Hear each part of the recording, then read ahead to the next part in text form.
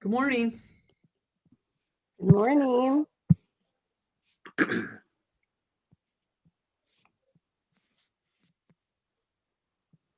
Be a lot easier to do this if I had two screens. I have one screen, so when you see my face really close up, that's why.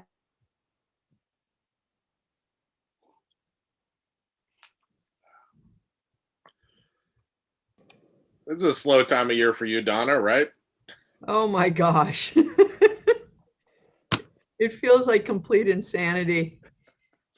You'd be totally justified throwing something at my computer screen on Zoom for saying. It's always interesting how everybody thinks of what they could do in a park now, and there's just no way to meet everybody's needs and expectations, and quite frankly often they conflict with each other, so you're always in this state of balancing everybody's desires. And Yeah. Are you having any big run on camps this summer? I'm just curious.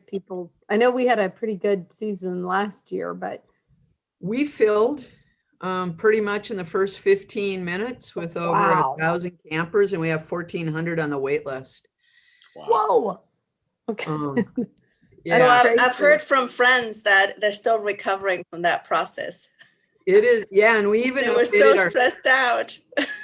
we even updated our software. It's kind of like getting a great big concert ticket, and we want to change that. That's not good stuff for us. But we can only ramp up capacity and incrementally. You can't double your staff and your vans and your space for everybody and all the equipment in a year. Yeah.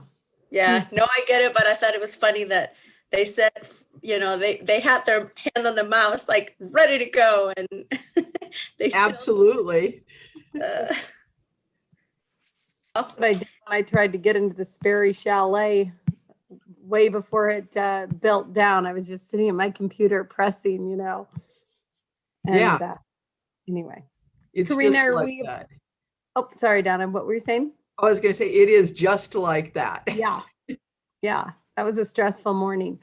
Karina, I'm sorry. We're just chatting away. Are we ready to go? Yes, we're ready to go. Okay, awesome. I'll start the meeting in just 1 minute.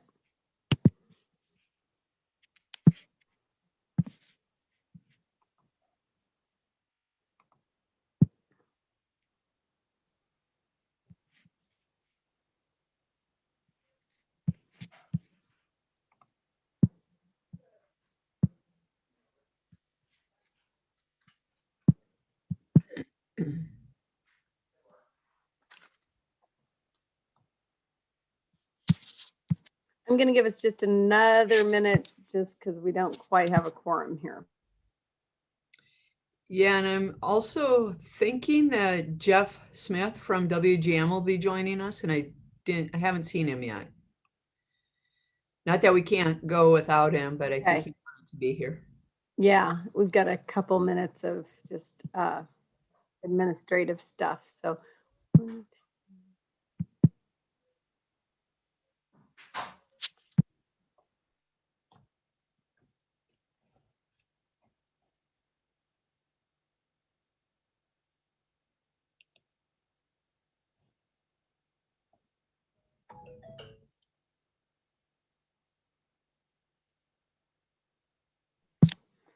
okay, so I think we do have a quorum, and hopefully he'll get here, Donna, shortly while we just go through some of our administrative tasks. I am calling the Parks and Conservation meeting of April 14th to order. And as you can see, we are still meeting virtually. We should all be in the swing of this by now.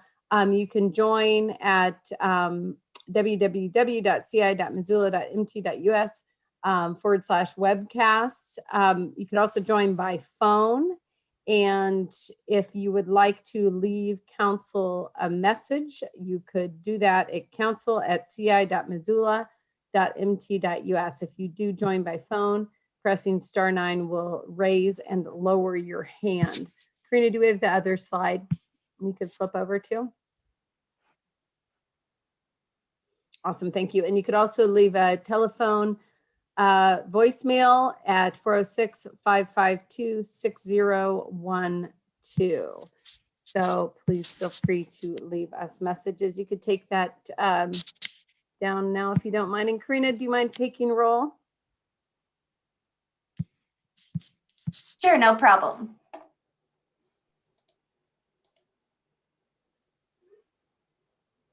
Okay. Anderson?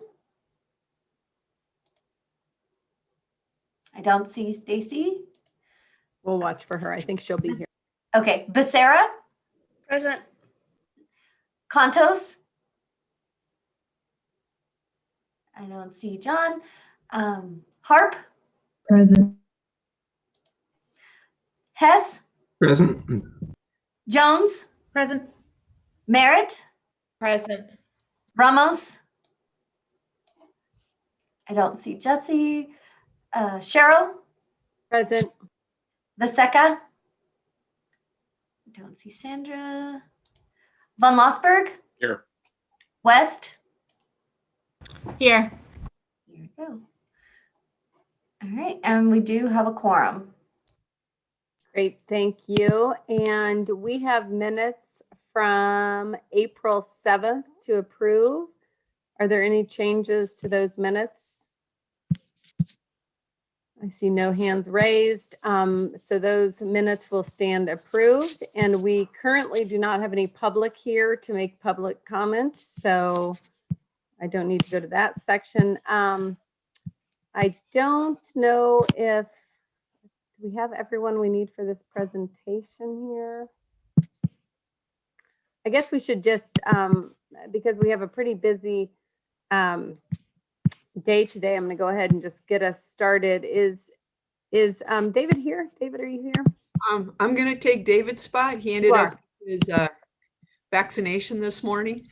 Oh, okay, good. Well, that's a great reason to not be here. So our first 3.1 is the proposed development agreement and easement for Toole Park. And Donna, yeah, I guess just go ahead and take it away. Thank you very much. And thank you, council members, for having me today. We were approached by Jeff Smith of WGM, representing the developers of the Reed project on 4th Street, with a request to move the Northwest Energy power lines from 4th Street to a route through Toole Park and along the Milwaukee corridor. And what we would like council to consider is doing this in steps. There's obviously considerable costs. And because the city staff views this as predominantly a benefit and a need of the developer, we have negotiated what we believe is a really good opportunity for the public or net public benefit of this project. And so I will be asking for 2 motions. One is to approve the development agreement, which I'll go through with you today. And the development agreement occurs in a couple of phases. One is the design phase, and then the developer would pay for that design. The designer would be a third party hired by Parks and Recreation. We'd be using the same consultants or one of the subs of the primary consultant for the Clark Fork River Access and Restoration Project, because we want to make sure the trail aligns well, because there is a anticipated river access point near the Toole Park restroom. If those numbers, projected numbers, come out reasonable and the developer is able to acquire a contractor to meet their budget goals, then that would trigger a phase 2, which would be the construction phase, which we would like council's permission, if you will, or to authorize the mayor to directly sign that, because this time is money, of course, for this developer and also for Northwest Energy. And so we're trying to honor that. The second part of that, or the other motion, is if the project goes all the way to construction, We would then issue a easement, an underground easement, for power to Northwest Energy. It would be a narrow easement, and it would be only for the purposes of that power line. We're not permitting in that easement for Northwest Energy to add additional utilities or carriers or any of that. So I'm going to stop sharing my referral document, although it does provide you quite a bit of history. And it also, in the last paragraph, provides what Parks feel is the net public benefit and the reason that we're recommending supporting this. So let me share with you the agreement.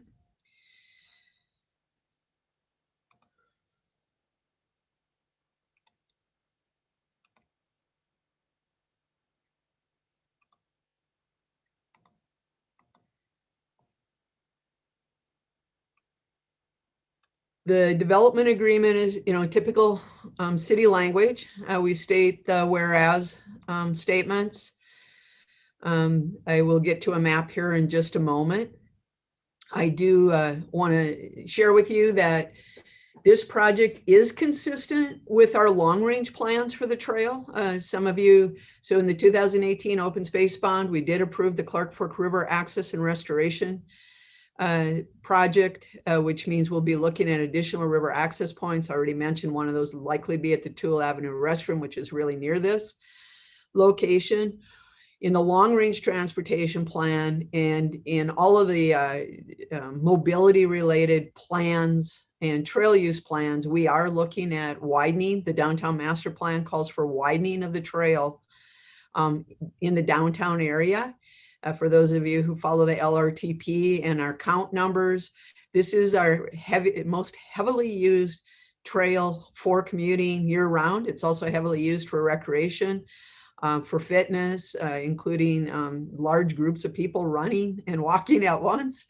And so the net public benefit in this case is helping us advance goals related to the Clark Fork River project and helping us advance goals to the related to the long-range transportation plan.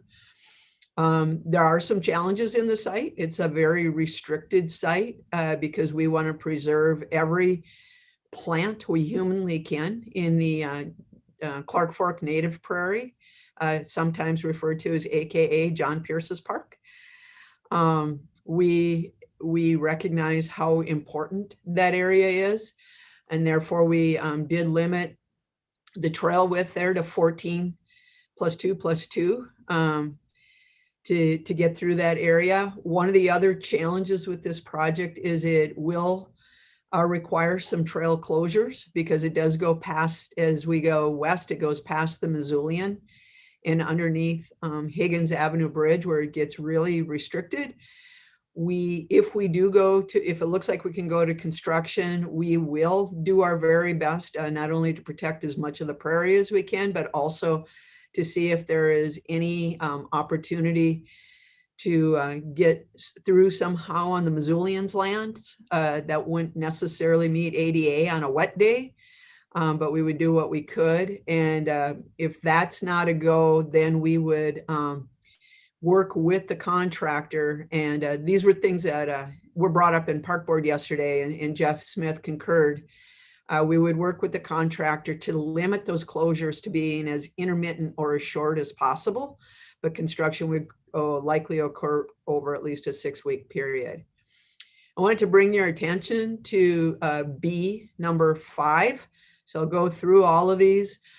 The developer would pay for the design. Design would be by a third party. At the point that we decide to go ahead, the developer would put down a improvements bond to guarantee the taxpayer, the city, that the costs would be covered. At that, and this is what we're asking you to allow the mayor to sign any additional costs or next steps directly, though the developer may incur these immediately. We would just be amending or approving phase 2 of this particular agreement. So no additional funds leaving the city, just phase 2 of the agreement. We wanted to make sure that each step was very formal. Also, we would be approving a temporary construction easement. That's very typical in construction projects. And then we would be providing a permanent easement to Northwest Energy for this power line.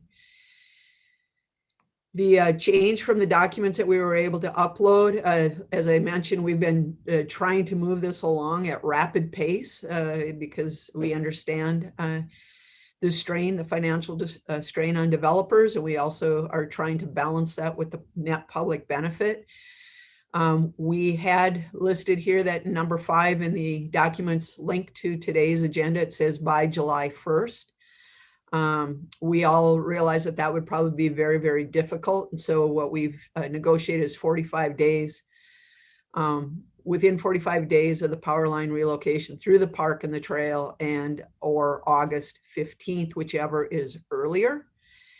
We felt that it needs to get back in place and the lights installed before the days start to shorten and schools start to go back in. The city agrees, of course, to be as expedient as we can. Everybody agrees to follow our specifications. Then you have a lot of the standard general provisions and legal language. I did want to share with you that there may be some, I'll come back to that map, there may be some edits and finalization to the Northwest Energy easement, but those will all be reviewed by city GIS and approved there, and by city attorney for any final language. The easement is restrictive both in width and what can happen in it, and notifications to the city to re-enter or do anything there. Benefit, the other benefit to the city obviously is the more power lines we get underground, the better. We're very sensitive to this site because it was part of it was a 1980 open space bond acquisition. Thus, limiting footprint, putting things underground. And it's also a partnership with Hellgate High School because this is their athletic facilities. We don't see any interruption of their use. We don't see interruption of the public use other than the trail that I spoke of, which is considerable. I'm going to try and rotate this map so that it works, if I can. Donna, I have a better one too, if you want. Would you please, Neil? Yep. I'll stop share, and then if you can bring that up and go through the alignment change, that would be wonderful. Can you see that screen now? It's coming. There you go. Okay. So this is 4th Street. And hi, everyone. This is Neil Miner with Missoula Parks and Recreation. I've been working with Donna and David on this project since their request. The Reed project is kind of right off the bottom of the page right here. And then the power line relocation would be where that blue cyan line is along 4th. They're unable to go through 4th Street on the right of way because of the irrigation ditch that goes under the, it's kind of prohibitive on doing underground through the existing right of way. So their other request is they come across the river with the power lines, as you can see in the top left corner, and then they would turn and go under the trail all the way along the park under the pavement to right before the bathroom, and then turn up through and go through the cul-de-sac and up where their existing lines are.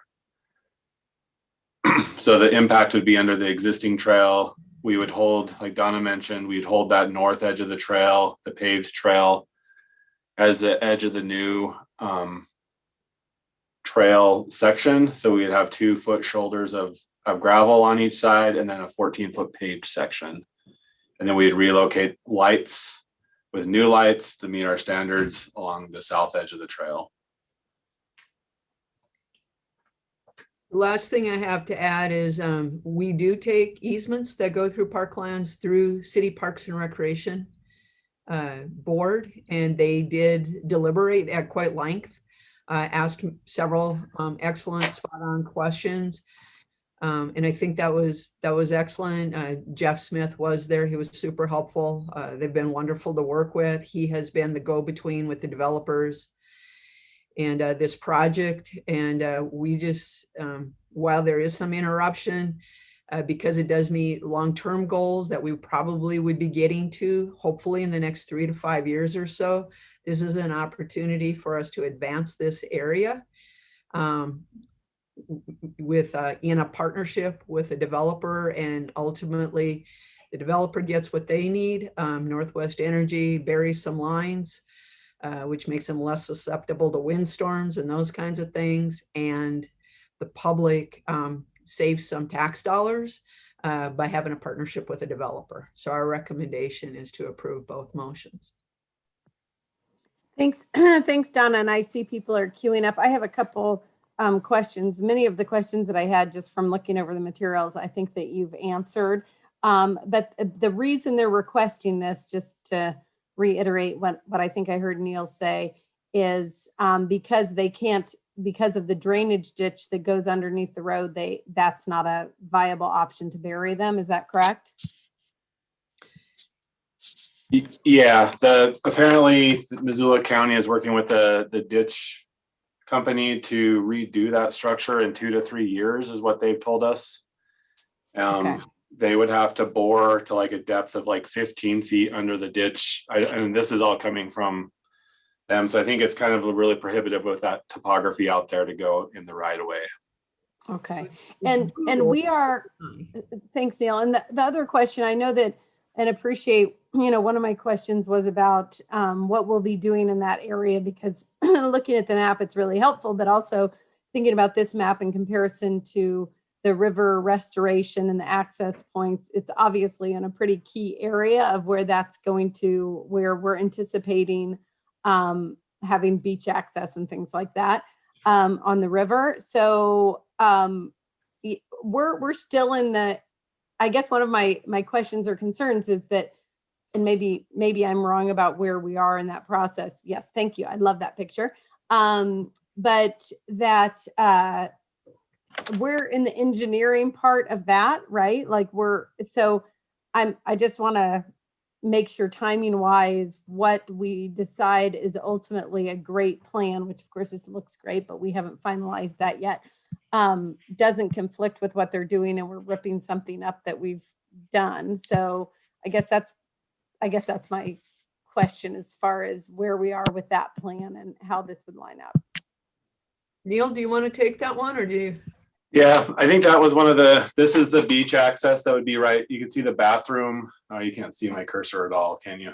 The bathroom, the building on the top right is the Tool Park bathroom. And so this is where, like right where the couple is on the right with the stand-up paddleboard, this is right where the trail would kind of turn to the south and go towards the cul-de-sac on 4th Street. And so that's why one of the reasons why we wanted to have the consultant that's working on this project, the Clark Fork River Restoration Project, work on the trail is to ensure, and one of the reasons why we wanted is to kind of push this design, the design you're seeing forward enough that we know that we have enough room, because that's going to be the constraint with the bathroom. And that's one of the reasons we are starting to do the public process. We got a stakeholder. I think we have a slew of stakeholder meetings scheduled for that meeting. So we'll start those stakeholder meetings and do a public process, a small public process for that project, but it is moving forward. Great, thanks.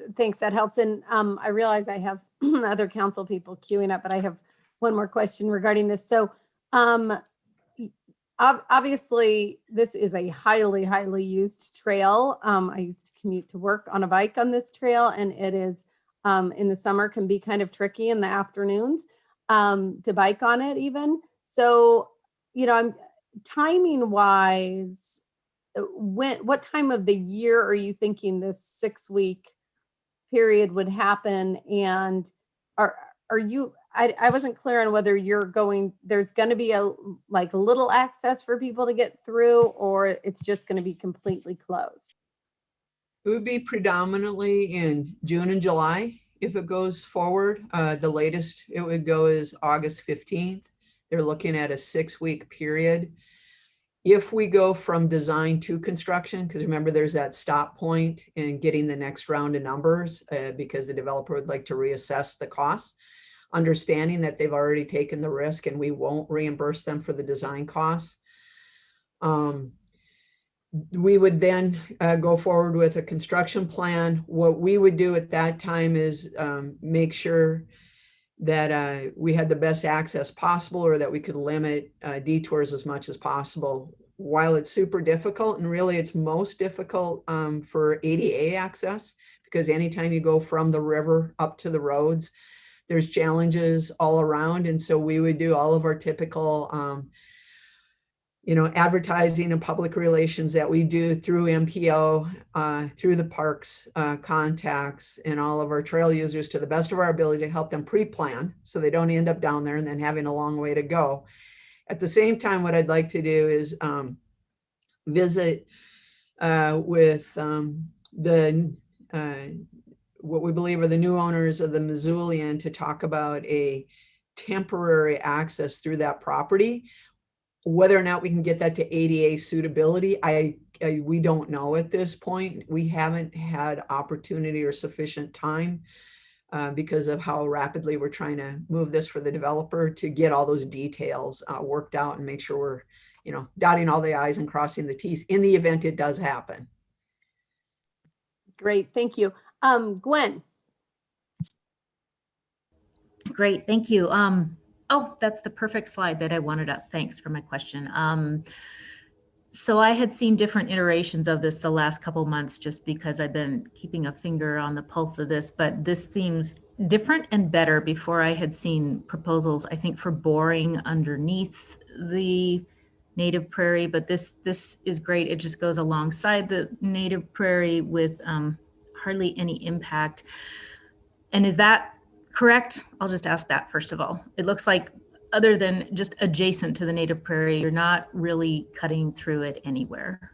There could be up to 10 feet of prairie plants that would be interrupted. We would want to restore anything beyond that. And that is probably one of the most difficult parts. But in order for us to widen this path, and so it's one of those balance things that are both in our areas of sustainability, mobility, and trying to make all those things meld is really difficult, because the river is very restrictive.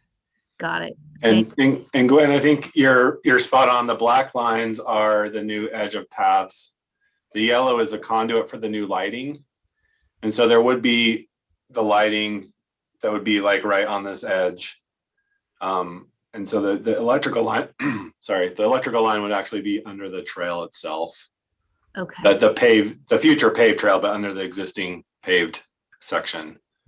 And then the other spot that I think that we had in one of those previous iterations that you saw was this magenta line going through the edge, and we're gonna require them to go through their easement that they're getting up through here, because this is where they'll turn and go up to where the rest of their line is. So you might be able to see all the shadows, at least off the edge of the page. So that will go up to here, and then they'll have to backfeed the EPI building and the Ditchstone building back up 4th Street. So originally they were proposing to go through the corner of the park, but we're going to try to require them to go up through and into the roadway and back. That's great. And I'll follow up with you after this to get a graphic. I just know I have several constituents who are really paying attention to this, and this looks like an even better plan from what I can figure out. But Madam Chair, I've got a couple more questions. Is that okay? Yeah, go ahead.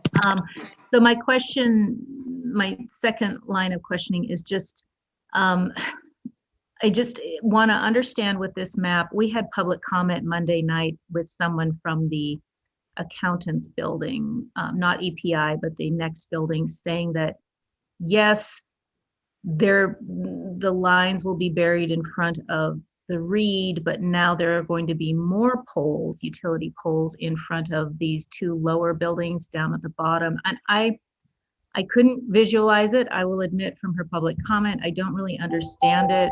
Are you able to speak, if you make that map a little bit bigger, where it's blue line in front of the EPI building? It's getting smaller. There we go. Oh, Thank I you. could zoom in. I thought, yeah. if I you don't look have at, the edge of the thing. This is something that Northwestern Energy provided, but here's the ditch. And then here's that accountant building. It is a law firm and an accountant, I believe. And then here's the Yeah. EPI building. There are, so Donna mentioned a couple checkpoints in regards to cost. I believe that the owner of the Reed project is consulting with the other owners of these other buildings.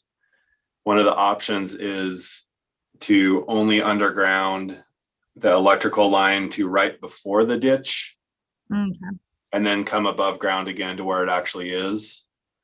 And so that would come out right here and then it would go above ground like it usually is, like it is today. I believe that everyone wants it to be in the trail and for the whole line to disappear. Okay. So I think that the Reed project is working with the other business owners or building owners down there to try to share some of the expense on relocating the line, the overhead power line. great, thanks. And just one last question, if I may. Over in the cul-de-sac, when this is all done the way you're projecting it, will it be bored underneath the cul-de-sac, or are there going to be lines above? Like, when do we finally have a pole pop up and we have lines above ground when this whole thing is done? So the red line, I believe, is their proposed easement. I think it comes a little too close to our bathroom. I don't know if it will bore under or skirt the edge of this cul-de-sac. And the first line that will come out is these large, near the large shadows that you see, like right off the page.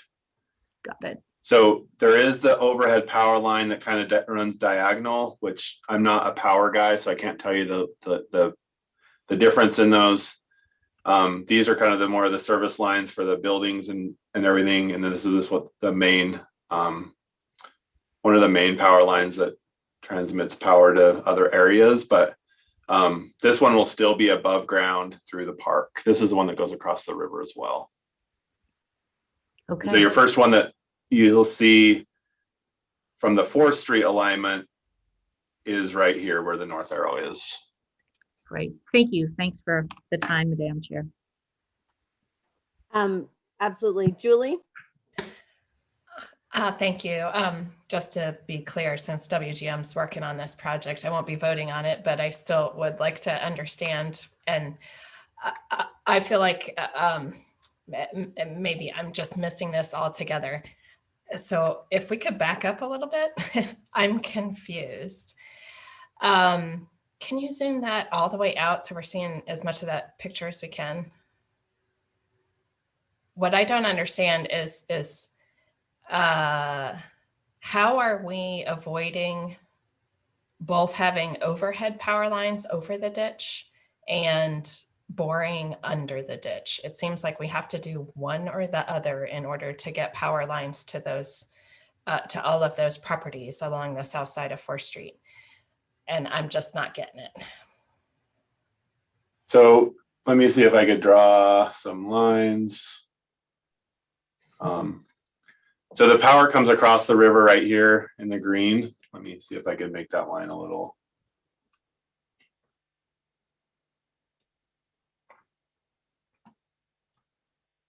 So it comes across the line right here existing, and then it goes up to 4th.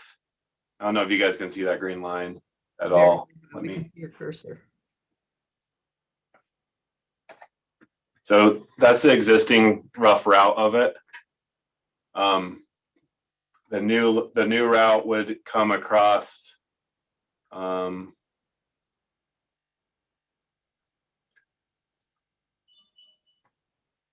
here and go under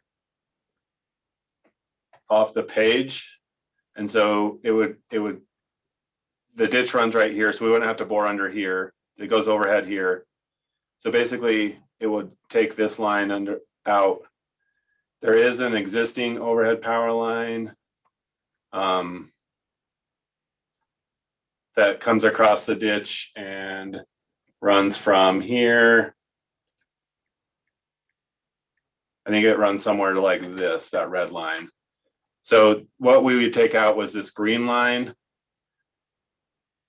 and then replace it with the blue line. And then the two Ditchstone building and the EPI building would be backfed from where the north arrow is up underground board, I believe. Then how does the Reed get their electricity? That's the part that I'm still not getting. Because they're on the other side of the ditch from where where you just drew that blue line where it ends. To get I would have to talk to Northwestern Energy. That is a good question. I believe that they may be coming off of the alley, but they are getting power served. I think Neil's correct, through the alley. Okay. All right. But I think and just to follow up, I think this line also serves most of the University District and like Patty Canyon is my understanding from Northwestern. And so it doesn't end at the EPI building, it continues and serves a larger area. So I think that there was service for the Reed through the alley, but not for the rest of this district. Okay. Maybe I guess I probably should have attended the Parks Board meeting to better understand this, because it's still a little fuzzy for me. I did want to just mention, while I have the opportunity, I sent Jeff Smith a note while we were attacking, and he said he had not gotten an invite to this meeting, but he'd be happy to answer any questions. Great, thank you. Heidi, go ahead.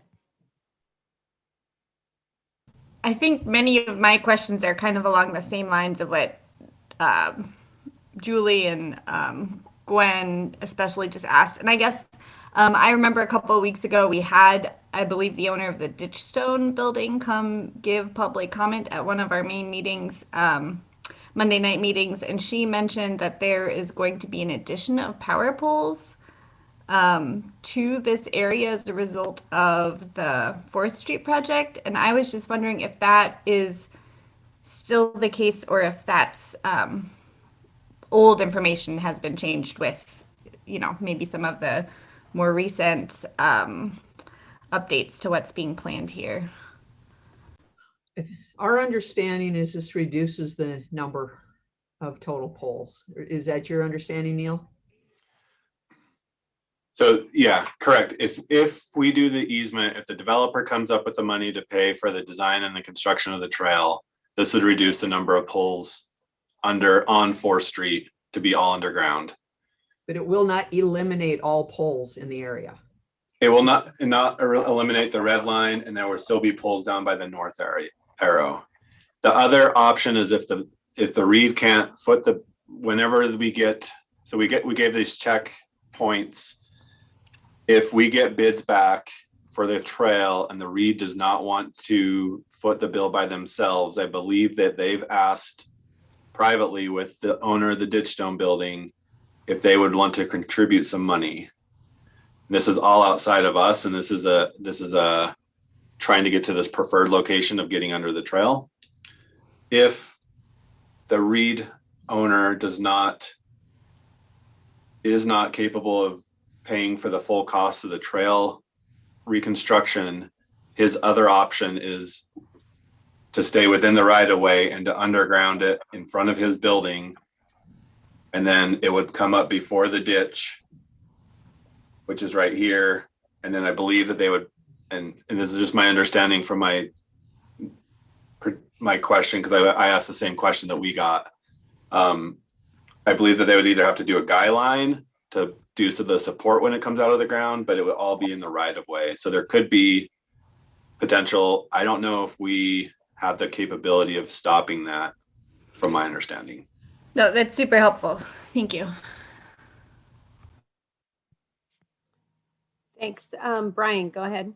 A lot of similar questions, but the one that hasn't been brought up, I'll ask. So if we get to that point with trail construction, estimates and design, and it stops there, do we have access to those trail construction design documents? I mean, to be more blunt, like would we would we benefit from the effort we've put into this, even if it sort of stops there, by having some trail design work that we would be able to utilize in the larger, context of work along the river? Yes. Okay, thanks. Thanks. And just for the record, Karina, I believe, yeah, Jesse is here. And I think that's it that we haven't. Oh, Stacy's here as well. So, and I think Mirta was here on when we did roll. So please count them as present. John Contos is also here. I got him. Oh, okay. Okay, great. Thank you. I was just trying to think of who wasn't here originally. So, are there any more questions from council? I think these are I think these are great questions, and I'm finding this a little confusing. Actually, once Julie started asking questions, I had more questions, but I don't have anything specific at this point in time. So I would entertain a motion if someone wants to make it.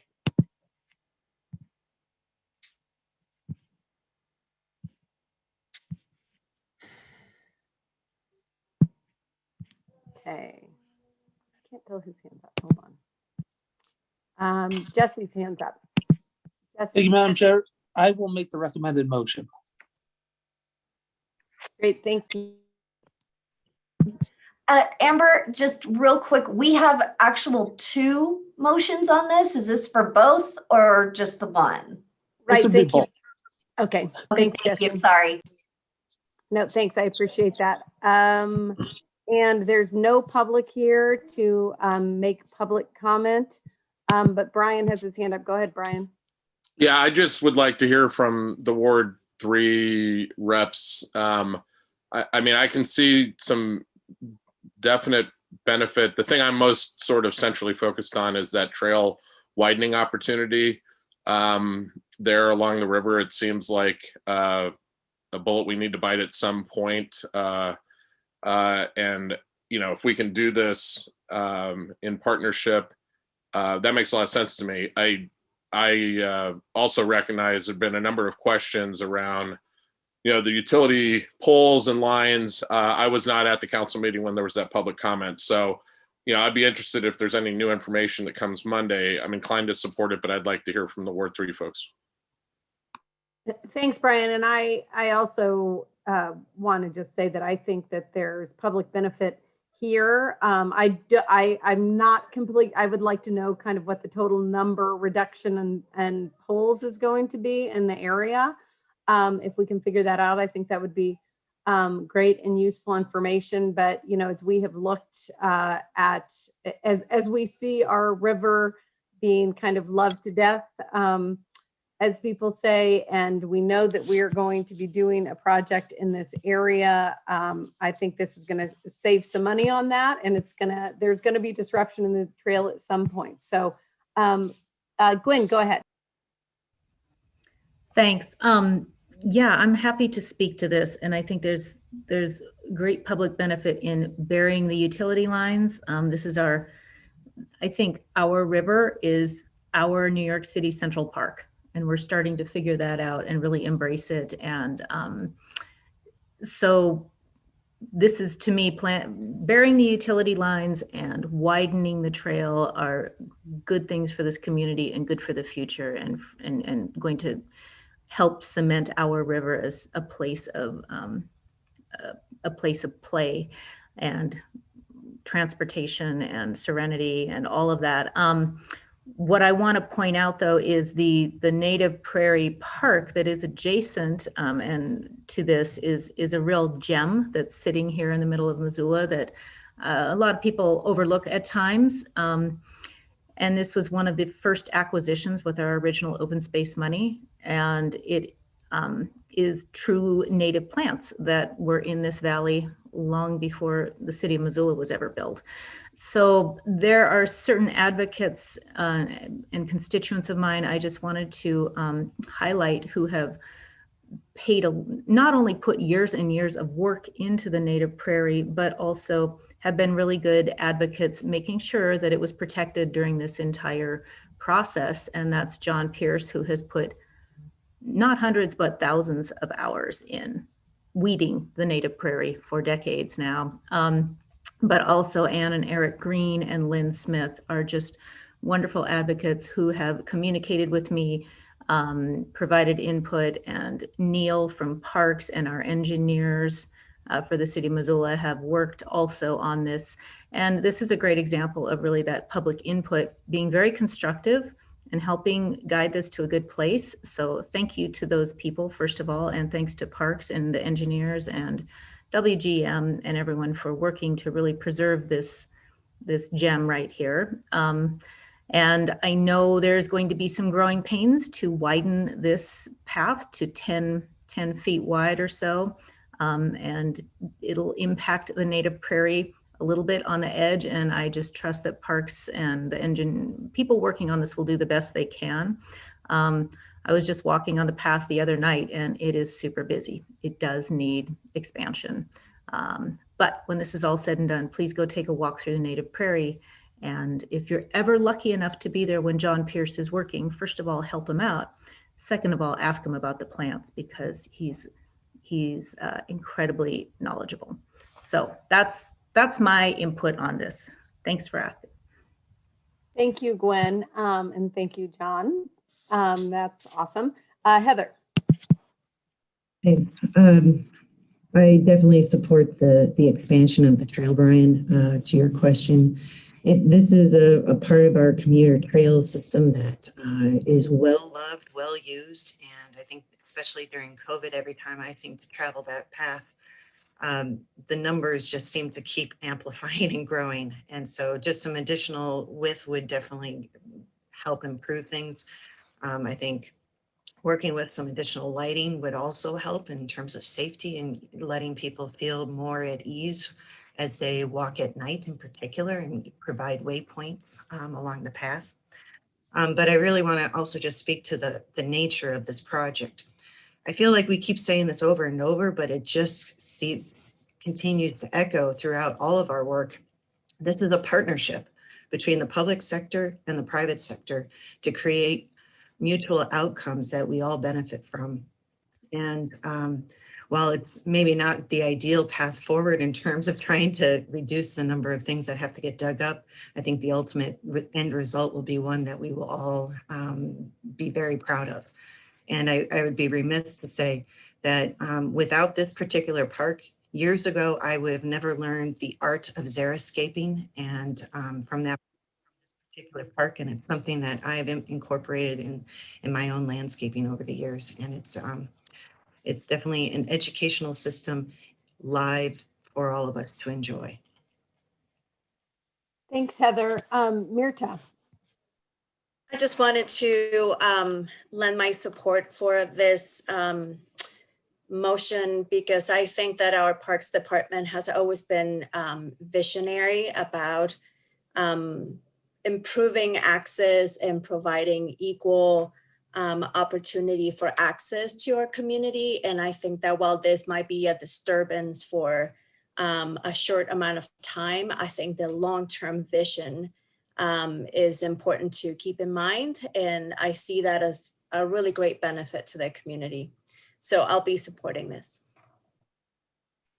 Thanks, and I agree with those words, and I'm thankful to our Parks Department that they have always kind of kept that long-term vision in mind, and as well as equity and all of those inclusivity. So, okay, so I don't see any other hands up. Karina, would you take a roll call vote?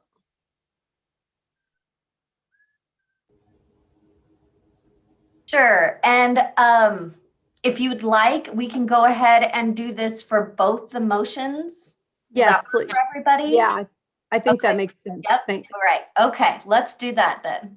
Okay. Anderson? Yes. Anderson votes yes. Becerra? Yes. Becerra votes yes. Contos? Abstain? Contos abstains. Harp? Yes. Harp votes yes. Hess? Yes. Hess votes yes. Jones? Yes. Jones votes yes. Merritt? I abstain. Abstain. Ramos? Yes. Ramos votes yes. Cheryl? Yes. Cheryl votes yes. Von Lossberg? Yes. Von Lossberg votes yes. West? Yes. West votes yes. So that is 9 yeses, no nos, and 2 abstain. Great, thank you. And thank you, Donna, and tell David, I hope he feels fine from his vaccination shot, but happy he's getting it regardless. So, okay, and so I think Morgan is here, Morgan Valiant, and he's just going to give us an update on the conservation lands management annual update. Thanks, everyone. Great to be here. I'm going to start sharing a screen. I've been usually get in at least once a year to give you guys an update on the work we've been doing. Today, I'm going to talk to you about some highlights of 2020 and some goals for 2021 for our conservation lands management program. I'd love to come back later and talk a bit about our urban forestry program as well. I got a lot of information here. I'm going to move pretty quick. I think just given our time constraints and some of the things I've learned about giving presentations on Zoom, if we could hold questions till the end, that would be great. Certainly, if you have a clarifying question, just hop right in there. But I just want to make sure I get through it all.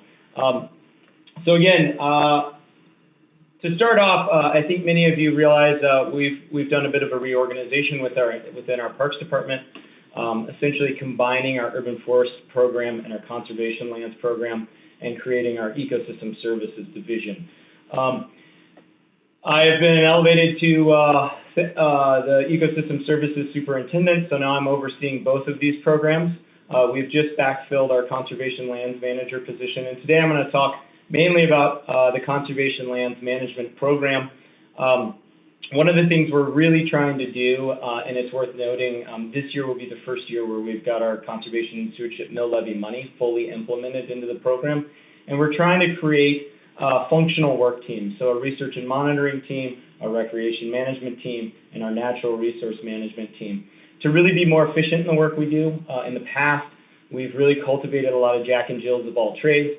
Folks would go from cutting trail one day to cutting trees the next, to cutting or to dealing with invasive species, to fixing a building at the historic homestead within the same week. And that's not a really efficient way to run a program. Being able to have a little bit more specialization and do multiple projects at the same time is where we're going to get. And I think this year will be the first time that we're actually there. So before we get going, I guess, what are ecosystem services? This 2020 was not a good year to launch a new division, but really a lot of the work we're doing is looking through that lens of the management we do to promote these supporting services that we get from our ecosystems that provide us with all these great services that really affect our human well-being and make Missoula a great place to live. To define the scope a little bit more, when we look just at conservation lands management, these are the three main goals that we have adopted as a city. Big, hairy, broad goals that we run our conservation lands management program through. This is from the Conservation Lands Management Plan. These are not in priority order.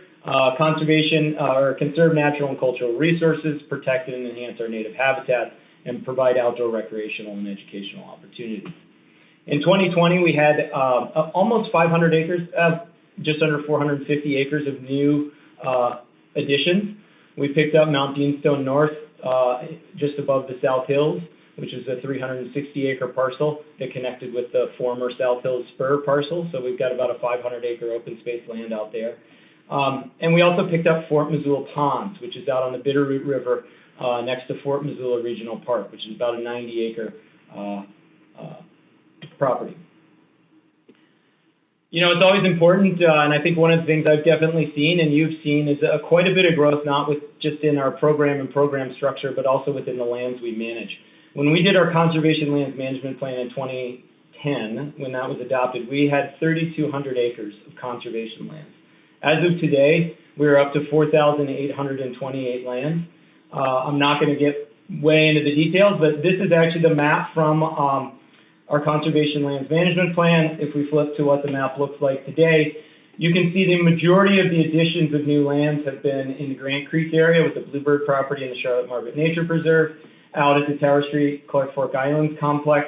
Here's that Fort Missoula Regional Pond, and then a significant chunk of land here between the South Hill Spur and Mount Beanstone. So we've been spending, doing a fair amount of land acquisition on the west and south sides of town. Every year I report some numbers, basic numbers of what we did. This is the stuff that we generally track each year. 2020 was a weird year. I think everybody agrees with that. What was interesting is we set some record highs and had some record lows as well. One of the things we really did a lot of, we put more plants in the ground than we ever have. We actually put just over 12,000 native trees, shrubs, and herbaceous species in the ground across about 4.7 acres. About 10,000 of these were just at the Rattlesnake Dam site and associated with that project. Herbicide applications. You know, we typically use herbicide to protect our pristine areas, so we work from pristine areas outwards, where herbicide is most effective, where we can go in and spot spray. And so we covered, we did about 35 acres of weed control across 207 acres of land. This was an all-time low, and the year before was not that great either. We've actually seen a bit of a decline as far as our invasive species management goes. The big thing last year, I was not able to hire 6 people that I usually do that would run our backpack spray crew that really works in these pristine areas, because we couldn't put them all on a truck and get them all up to their job site due to the pandemic. We did and were able to focus on some of our other integrated forms of weed control, which is hand pulling. We actually set a record there, doing a bunch of hand pulling of weeds across just over 26 acres. Sheep grazing. For the second year in a row, we grazed 0 acres. This is another big decline in our invasive species management program, and I think many of you have started to hear from your constituents that weeds are out of control on our open space lands, and a lot of this has to do with the loss of our sheep grazing program that really targets those widespread weeds like knapweeds and keeps them under control. It's not an eradication strategy. And then also a big decline, largely due to staffing turnover and the pandemic here recently as far as our herbicide applications. And so I can say we've definitely lost a lot of ground. Some other stuff we did last year, we really focused a lot on doing some trail reroutes as per our plans to bring some trails up to spec. We were able to get quite a few volunteers out in small groups with a lot of safety considerations, but we had 232 people donated about 1,000 hours. Trail closures, a lot of these were associated with reroutes, so we were rerouting a trail to a better route and then closing the old eroded path. Last year we did set a record for trail construction. We built 4.6 miles. This is twice the record that we've done before. The majority of this was actually done up on Mount Beanstone through a cooperative agreement with Five Valleys Land Trust and Mountain Bike Missoula. So a lot of it was contracted out using funds that they generated for that project. Thinned about 22 acres on Mount Jumbo and have been doing a lot of invasive tree removals. The big ones, Norway maple, Siberian elm, golden willow, and common buckthorn are some of our biggest invaders, and we're seeing conversion of black cottonwood forests in our natural areas to just these tree species. So this is actually a different level of invasive species management that we actually have been making some headway on. We did not have a big year for grants, but we got one big grant. Last year we brought in just over $700,000 grant from FEMA, and that was a city Trout Unlimited cooperative project to fund the removal of the Rattlesnake Dam. Had some coming in from the Ben Hughes Homeowners Association. We saw a big reduction in the generation of our special permit fees that we have for events on conservation lands. We usually have about 10 grand coming in. Last year, we only brought in about 3 grand, but we brought in just under $720,000. If you look at the program overall, you know, I always like to show this slide as how we use our taxpayer dollars. It's grown from about $160,000 when I first started to about just over $900,000. About $450,000 of this is the Conservation Stewardship Mill Levy. It's worth noting when we did our last conservation lands plan, we recommend funding park preserves. So these are large natural areas with very little infrastructure. Think Mount Jumbo. Dirt trails, you're just primarily managing habitat and then passive recreation use. We budgeted that based on a peer-reviewed study at $143 an acre. We are now funded at $193 an acre. One of the things that we are trying to do, though, is really do some good budgeting and maintenance impact statements for some of our other parks that we do not know what the real costs of are for maintaining. For instance, Greeno Park, Bancroft Ponds, our Bike Skills parks.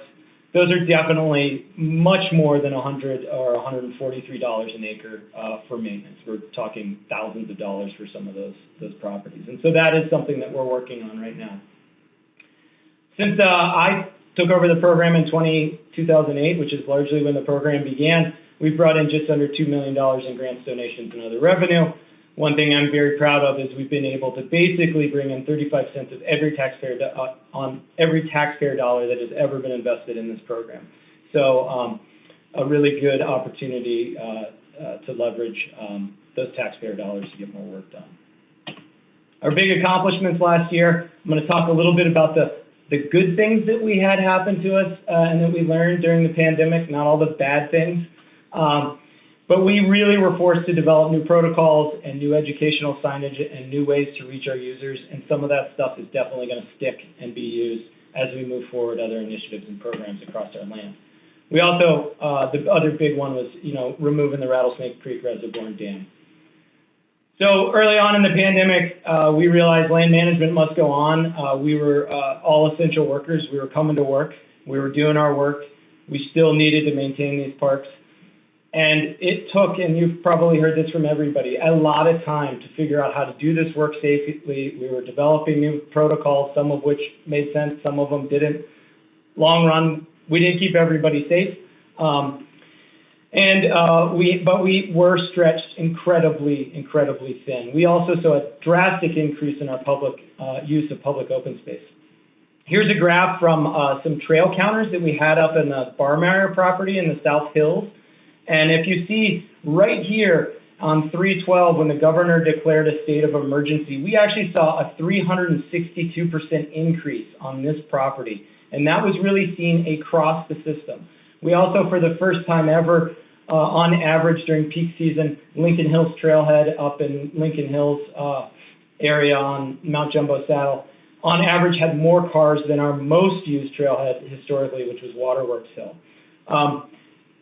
Not just that, we saw a whole bunch of new recreationists. When the gyms closed and people couldn't get their exercise there, they were flocking to these lands. And so we really had to do a lot of sustained public education about how to use these lands responsibly, and then also how to stay safe while you're up there.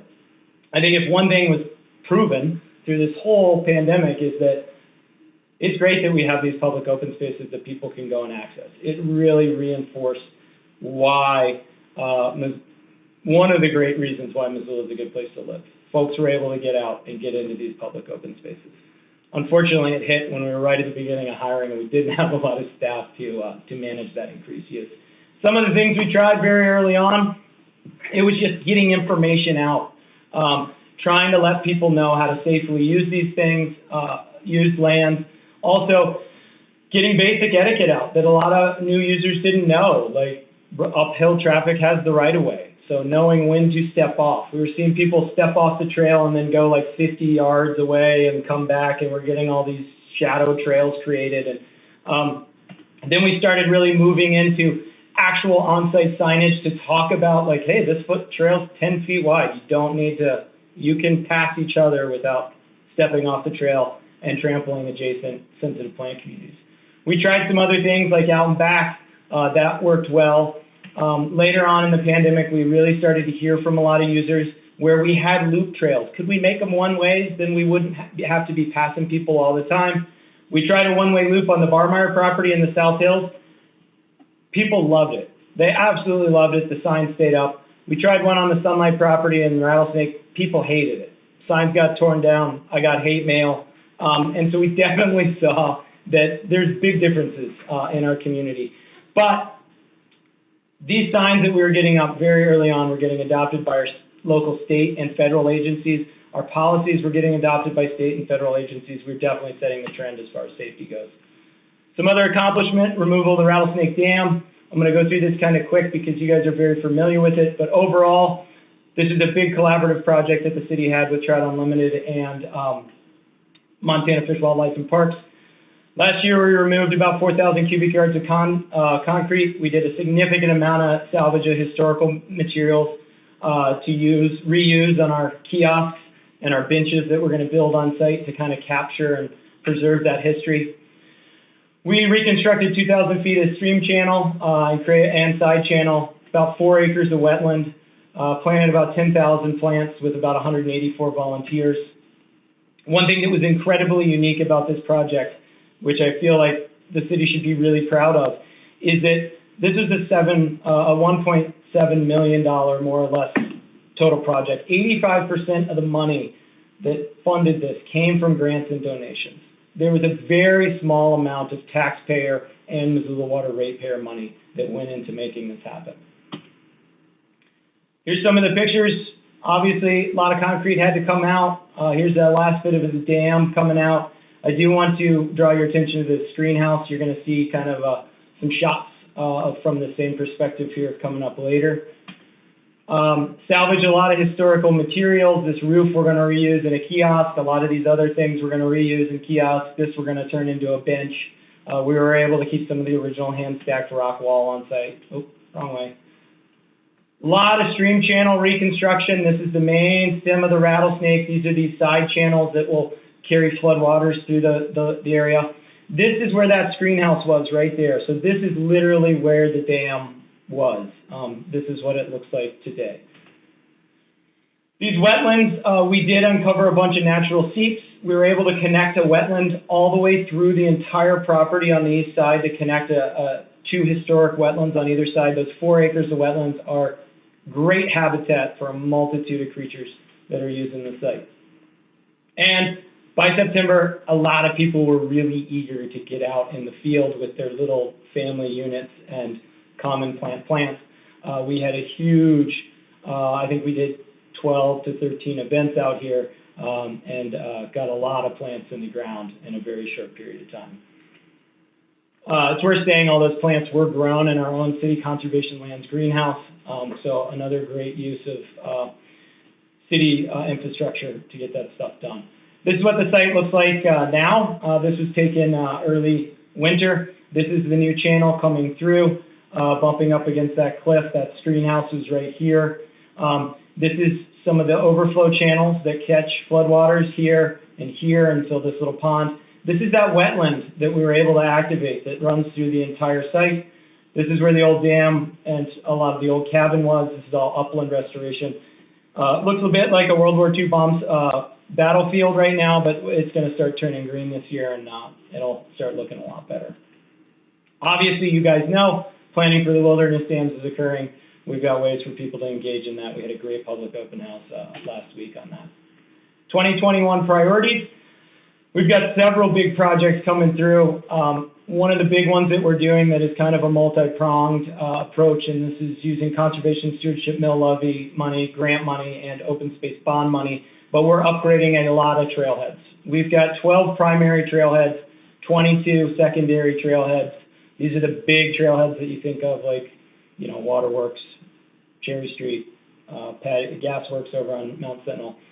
We just did an inventory and we realized we've got 110 local access points. So these are coming out of neighbors' backyards, neighborhood common areas, coming from adjacent public lands. So we've got to upgrade all of these things. Waterworks Hills coming forward. You're going to hear more about that. I'm not going to get into it. We got a design team working on it now. We plan to build this thing this summer. It will be going out to bid soon. Providing a new parking lot that you'll drive up onto on Missoula Water property, on city property, and then a nice universal trail that loops around the site with interpretation and benches. So this will be definitely kind of an all abilities trail. That's one trailhead. That's one of our primary access trailheads. We've got we did this inventory in 2019. We actually have 140 separate trailheads. And so our other big effort that is moving forward, and it's going to be multiple different efforts coming forward, is we've got to We've got new rules and regulation signs coming for every one of these signs. We've got 9 new or rehabilitated interpretive kiosks. We've got 22 interpretive map panels that are going to go up. And we've got 128 access sites that are either going to receive signage for the very first time or are going to get a total rebuild. And so this is really where the rubber hits the road when you're trying to get responsible recreation. People aren't going to act the way you want them to act if you're not willing to at least post your rules and regulations or provide them with a trail map. All that stuff's coming in the next couple of years. Huge amount of, this is the largest interpretive project I think we've probably done on city public land that will be coming through in the next couple of years.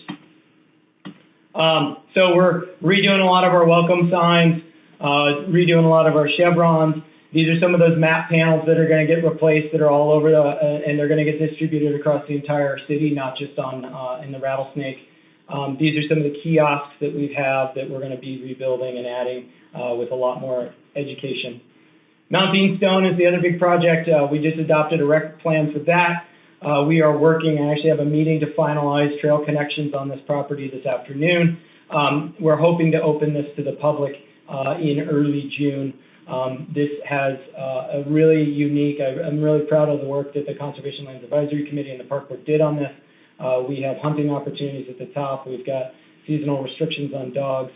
We've got about 10 new miles of trails and a bunch of access to lands in an area that was largely underserved by open space access. So that whole South Hills, Far Views, Patty Canyon area is getting a lot of good stuff coming their way.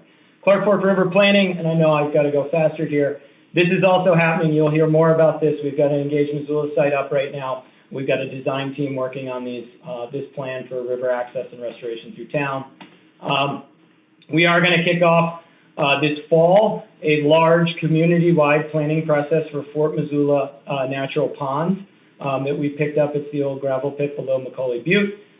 That is going to be a full community-wide planning process similar to what we've done with Fort Missoula Regional Park. And then we're going to do our internal planning process for a recreation management plan on the Bluebird property in Grant Creek to look at connecting some of these parcels that we have, about 700 acres in the North Hills. And that's going to be done through a public process with our Conservation Lands Advisory Committee and Park Board. I think this is my last slide.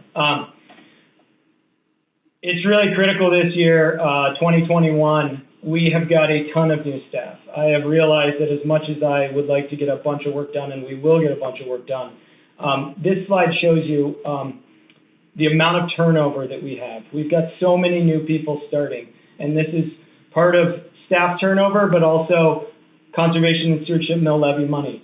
Our conservation lands manager began 2 weeks ago. Our maintenance tech, who runs our whole maintenance crew, began in January. Our research and monitoring coordinator began at the beginning of the month. All of these red positions start next week.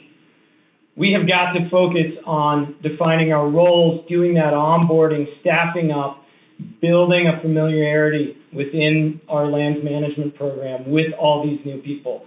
And so our big goal this year is to focus internal and build this program as we've decided as a community over the last few years. We've got a lot of priorities. I'm not going to get into them, but please read them. These are our short-term management priorities for the next couple of years as we start to move forward these 3 distinct programs or functional work teams: recreation management, natural resource management, resource and monitoring. So that's all I got. Obviously, I don't do this alone. There's a ton of other groups and citizens and partners that we work with. And so with that, I'll take any questions. Okay, thanks, Morgan. I appreciate you. You went through a lot of information really quickly and you spoke really fast, which I appreciate because we only have 4 minutes left and I know that we have some questions.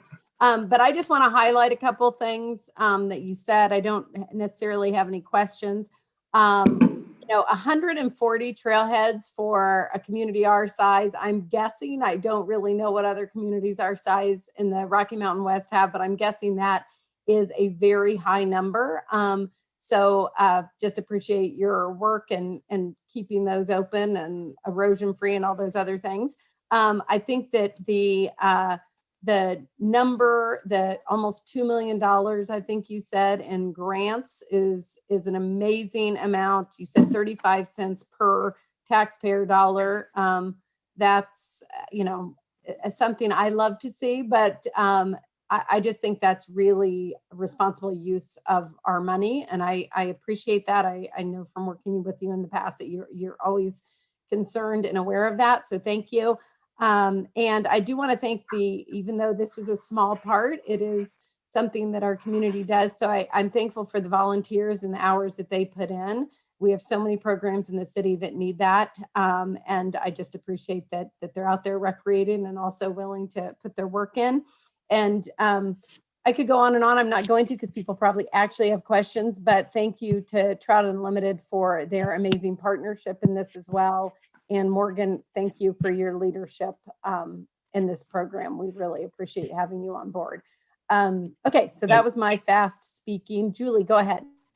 Thanks, Morgan. Thanks so much for all your hard work. I'm really glad that we were able to demonstrate with hard numbers the huge boom that we had in people using our parks and trails. And that just underscores how important all your work is. I wanted to put in a quick plug for, since we updated the city ordinance around trapping in city open space, I'm hoping that the no trapping is making it onto the new signage. And if there's any support that Footloose Montana could assist with in that regard, they would be happy to. They're very interested in seeing that signage get up at our trailheads. So thanks a lot. Thank you. Great, thanks, Julie. And we have just about 2 minutes left, so I'm wondering if I can borrow about 5 minutes from public safety. Is that possible, Stacy? Okay, she's not answering, so I'm going to keep going. Oh, I am Brian. here. So sorry, actually, our next committee is land use and planning at 9:45. Public safety is until 11:30. Sorry, I looked at the wrong one. Jordan, can we just have a couple minutes?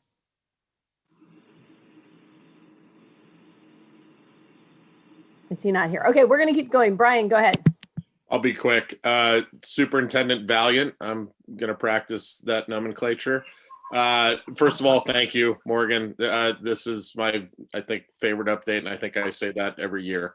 There's a ton here to be really proud of, and I want to recognize that. The dam, Rattlesnake Dam removal and restoration is jaw-dropping and stunning, to put it mildly.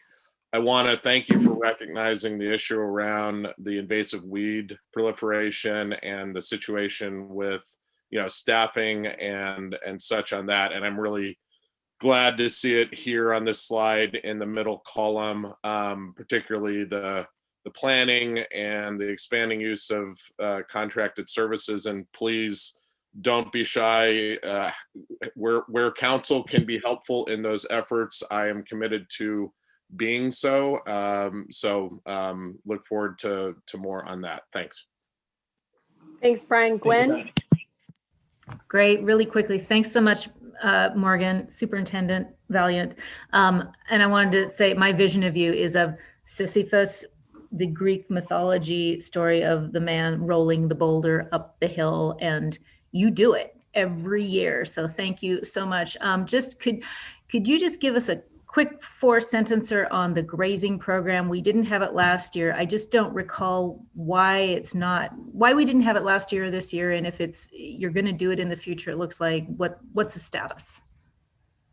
Our local sheep grazer decided to retire last minute in 2019, and we don't have local sheep. Nobody ranches locally anymore. And so we are looking for other opportunities. 2020, we had someone lined up from the Big Hole, and that fell through due to the pandemic. We're working 2021. We will may be able to field some, but I think getting that grazing program back up is, it's just complicated. We're looking at trucking in animals from other communities. Great. Thank you so much.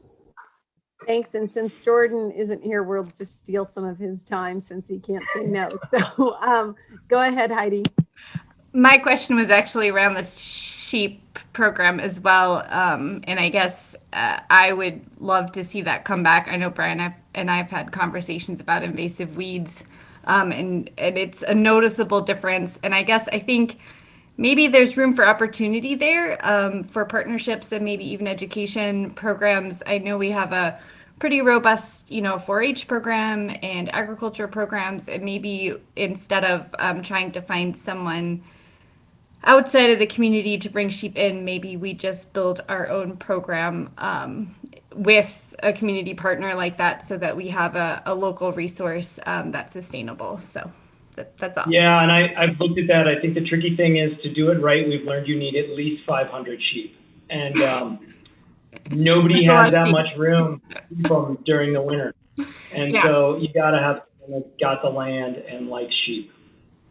That makes sense. Thank you, Morgan. Have you seen Heidi's backyard? I mean, I think it's the sheep. I mean, I don't know about 500. It'll be Ovi and infill. Exactly. Yeah, I think Heidi's trying to say that you can put them in her backyard, and that would be fun. Hey, thank you so much, Morgan. I'm sorry. This is something that I find really interesting and inspiring, and I apologize. We had to do it so quickly, but really, again, I think I can say from all of us that we really appreciate the work that you're doing for the city. Well, thanks so much. And please, if you got any other questions as you review the presentation, obviously reach out. I'd love to get in and talk about urban forestry as well. We're making some major changes there and doing some good work. So I'd love to hear about that as well. I'd love to get that on a future meeting agenda. Okay, so we need to go so they can clean everything and get land use and planning going. So the Parks and Conservation Committee is officially adjourned.